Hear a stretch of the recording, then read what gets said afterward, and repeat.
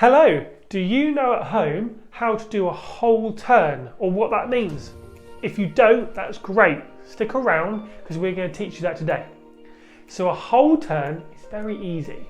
If you can imagine a circle, okay, and all you're doing is spinning it completely until its point again, so 360. So if you can imagine, you have a little dot here and you went all the way around like this, going all the way up to halfway point and then going back round until your start point. And that is what a whole turn is, okay? So imagine if you had a triangle, for example, and you span it round all the way around until it comes back to its original point, its start point, okay? So that's what a whole turn is.